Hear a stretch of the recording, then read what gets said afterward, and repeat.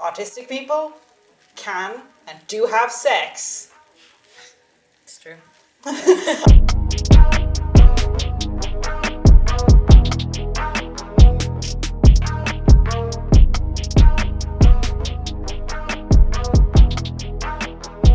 My friend is autistic and they need much more help than you. That's technically just a prompt, not really a question. But this is one I kind of get a lot because I used to work as an SNA, which is very weird, working as an SNA with autistic children when you're autistic, because people are like, don't you know he has a condition? And I'm like, same, big mood. I don't know, there's lots of different support levels people need, and that's normal. I think as well, within the autism community, a lot of people are against functioning able, so high and low functioning. And a good way of describing it is from YouTuber in Neurodiverse Advocate, Chloe Hayden. It's to look at it like a colour palette you'd find on maybe Paint or Photoshop, and that each person is a different colour, maybe let's say purple or orange or black, mostly black or green. And that somebody is like you're not more or less a different colour, but you're still a colour. So that means someone is more or less autistic than the next person, but you're still autistic. And putting functioning labels by kind of categorising people by their socialisation skills, their ability to speak, everything like that just is very harmful. I like how you mentioned about the high functioning and low functioning. I think people in the autistic community are going by high needs and low support needs, just because we're all different, and most of the time when people are talking about, oh, my friend has, comparing autistic people to other autistic people, they tend to view other autistic people from ableist lens and speak up on experiences that they wouldn't have to go through, everyone is just different, and a lot of the times their knowledge of autistic people tends to be kind of child mindset focused. Yeah, definitely. And as well. Yeah, and that's the one I get the most, you're high functioning, and I'm like, no, I just have low support needs, So my name's Blessing. I'm 21 years old, and I am from Dublin, Ireland. I'm born and raised in Ireland, and I'm currently studying youth and community development, and I'm also a youth support worker at the moment. Right now, the conversation around disability is becoming more open. I suppose, especially with the pandemic, it's just exposed how ableist society is and how the pandemic has affected people with disabilities. It's just unfortunate that it took a pandemic for that to happen. But there's all kinds of disabilities. For me, I would have physical disabilities and mental illnesses, and I'm also autistic, which a lot of people don't know about until about this summer. Just within disability, there's just a wide spectrum of different struggles.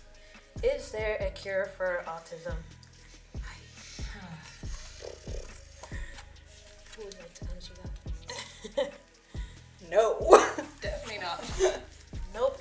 There is absolutely nothing wrong with being autistic.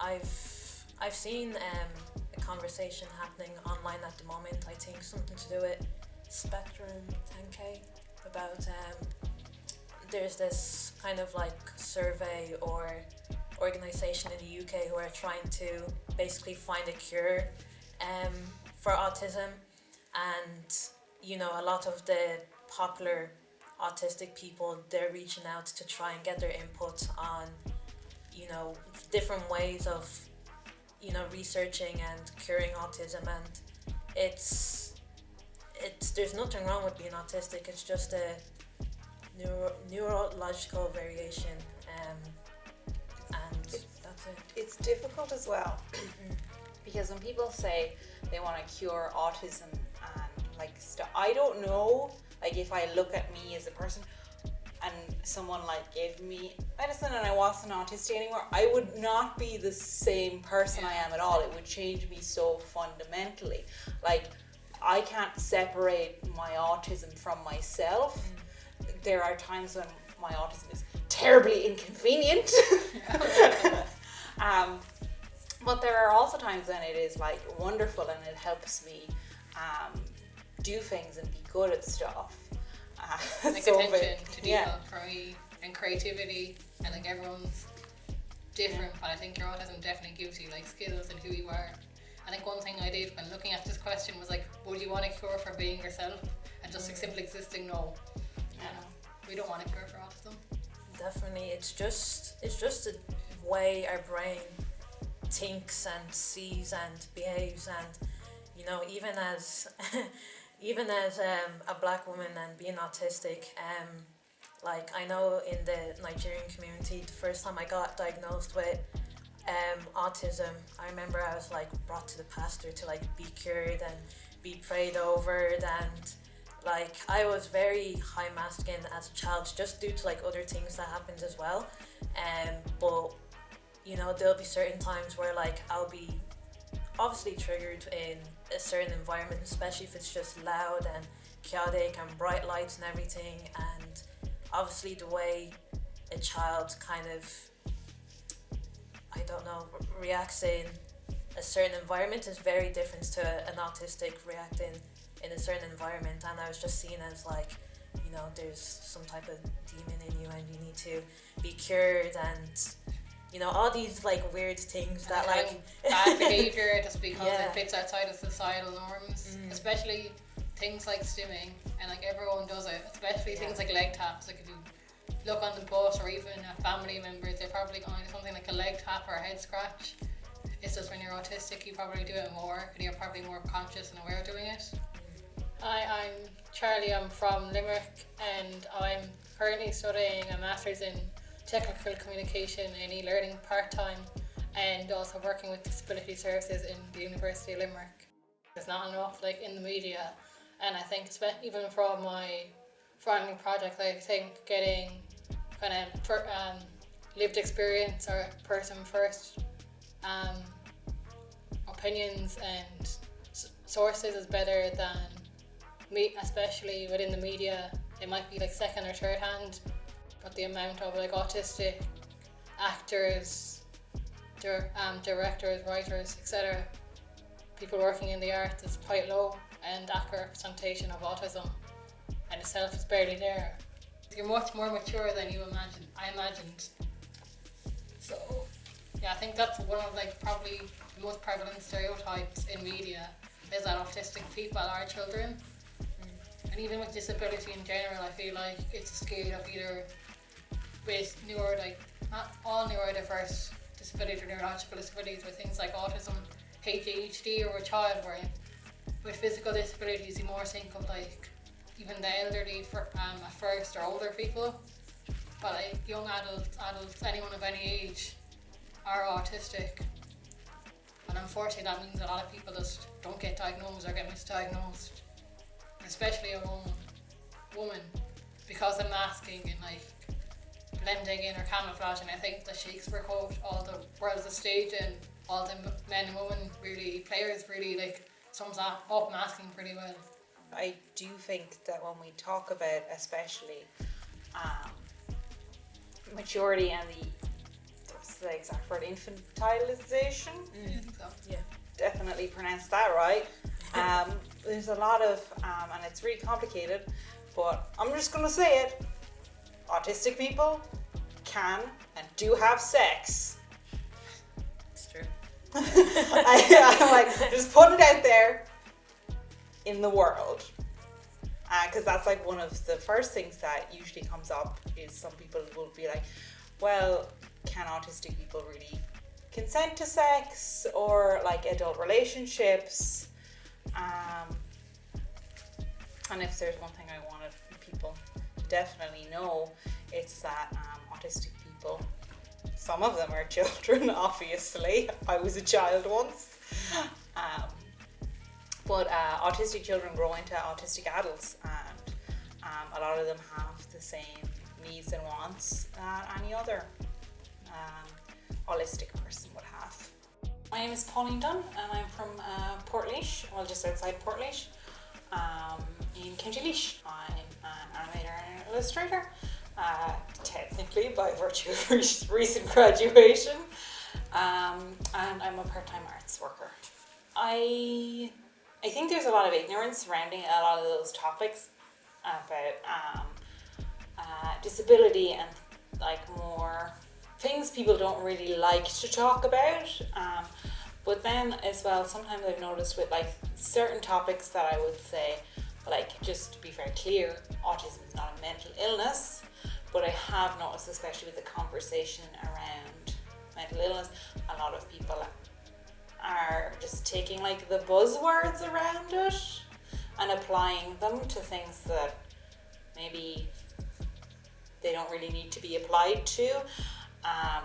So I guess when we have these kind of conversations, we need to have them in like considerate, thoughtful and like meaningful ways, and make sure people go away with like more information rather than like misinformation or misunderstanding of like the topics at hand.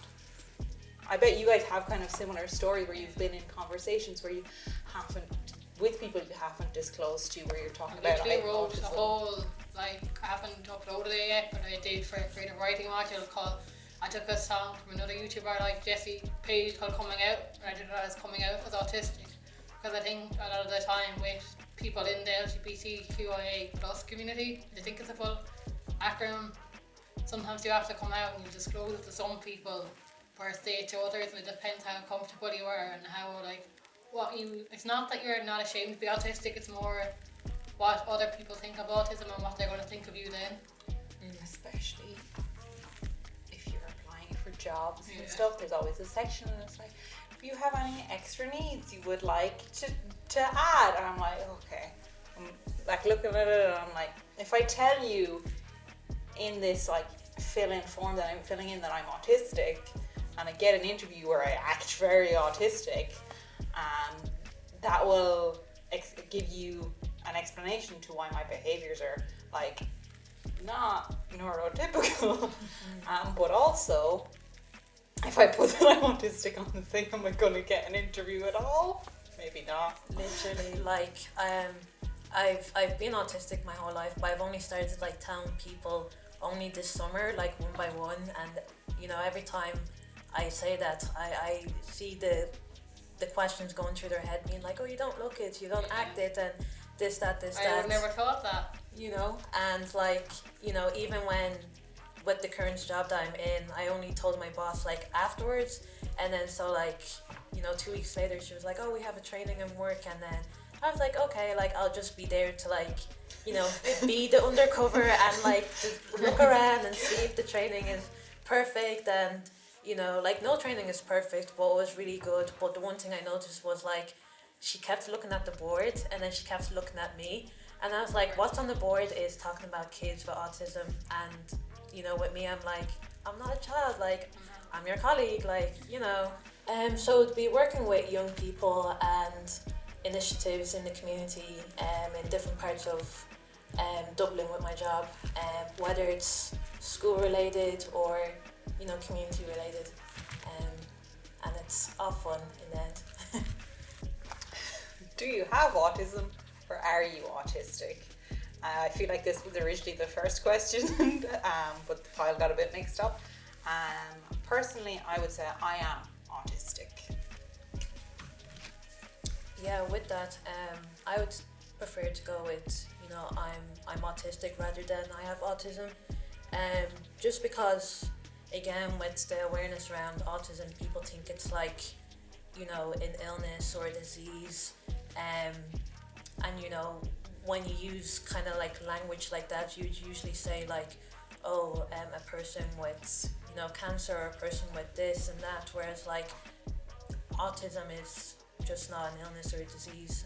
Part of who you are. Yeah, it's part of who you are, and I'm not like suffering with it, I'm just vibing. The only thing like we're suffering with is, you know, the things in the world that makes us have to mask and makes us have to Be judged. be judged and, you know, do things that just goes against our nature, you know. Aren't you supposed to be really good at maths?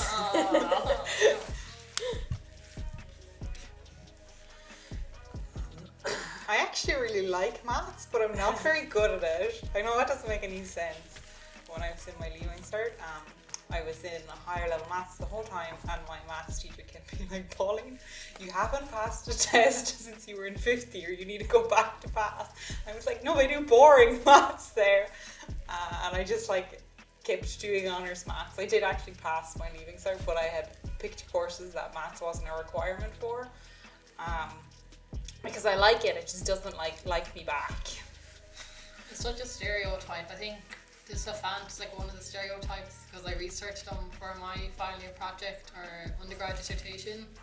But like autistic people can be anything. We can be like artistic, creative, we can be good at words, animals, other people. So, and I think there's a lot of like in the media or a male kind of like Sheldon Cooper who's super brainy, and like not every person's going to be that, and that's almost harmful because it's kind of putting someone into a box or it's the painting mildly them. autistic super detective. Yeah. Which is like bad. I also do like crime shows though, so I always like in patterns and I said attention to detail, but at the same time not everyone's going to be like that. No. I think technical writing in particular, I always wanted something to do with the arts, but also the media and technology side of things. When I was younger, I always did computer camp, so I was quite familiar with the University of Limerick and its campus, though at least 5 years later I still get lost. I also feel like, especially with slowly getting into advocacy and writing, that working in media allows me to do that. And technical writing takes skills I have, such as attention to detail, to give me a pay job and one that I love, and also it's fortunately quite high pay, which wouldn't be a benefit or wouldn't be like a priority, but if I can get both, that's quite good. Girls are autistic, which is funny because like 3 girls somehow didn't get other guys to sign up, whereas in the media it's quite the opposite. So I think even though I'd like a balance, it's still good to have it this way. And even if with my FIP or my final year project, it was up to 24% of the shows I researched, and there was 25 of them had girls, and so far there was no non-gender conforming, kind of non-binary, and there's a huge any other intersection between autism and being gender non-conforming or transgender. It's I don't know the exact numbers on it, but you are statistically more likely to be transgender than if you're autistic than if you're. I think a lot of the time a lot of autistic people also could be gender non-conforming, like I'm a cis woman, but I think for a lot of other autistic people they don't like being put into boxes as society they tend to put other people into, and that's the same for people that are gender non-conforming. I think especially non-binary or like gender fluid. I also think this is kind of funny because you got these 2 questions which are, you're much more mature than imagined and girls are autistic. And we are adult women. Yeah. I mean, it's a bit of a tactile. I actually don't know how old you are. Oh yes.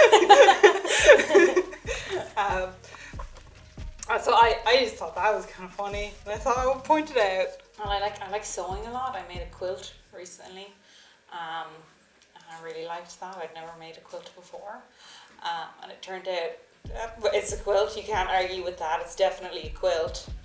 And I like reading. I do a lot of drawing, but I don't know if I should call that a hobby anymore since I'm trying to make it my job. And I like cooking and baking and just like making stuff with my hands. Girls especially tend to be socialized much more aggressively from a young age, so you kind of like get all that like masking training. Yeah, you just like sometimes you realise it, sometimes you don't. What is masking? Like I'm doing right now. Yeah, kind of like camouflaging yourself, pretending to be neurotypical, doing whatever, kind of trying to fit into society. And as I said, kind of that quote from Shakespeare, all the world's a stage and all the men and women merely players. You're almost like playing a role of yourself and a different version of yourself that you want people to believe because of certain social norms. Overall, it is exhausting because it's just not who I am truly, you know, and you're just having to, like sometimes you mask because, you know, you're uncomfortable around, people are uncomfortable around you, and like you feel like you have to do it to put other people's comfort first when, you know, you should be able to be your true self in any identity environment. Sorry. Like two lines from that song I briefly mentioned earlier. Calling out is I won't apologise for who I am. I won't apologise because you don't understand. I think that's all you have to do is you're pretending to be someone else because other people don't understand autism. They're not very tolerant. The world can be very ableist and judging, and even like neurotypical autistic people do it too, but you can't really do that. You can't be yourself because you're so afraid of being judged that it's hard. I think even like on personal reflection, a lot of that has to do with like bullying in particular. Unfortunately, you're probably more likely to get bullied, and even autistic people have are 2.5 times more likely to like die earlier, including suicide, and that's just because of the pressure from society. What is one thing you want the world to know about you and autism in general and disability?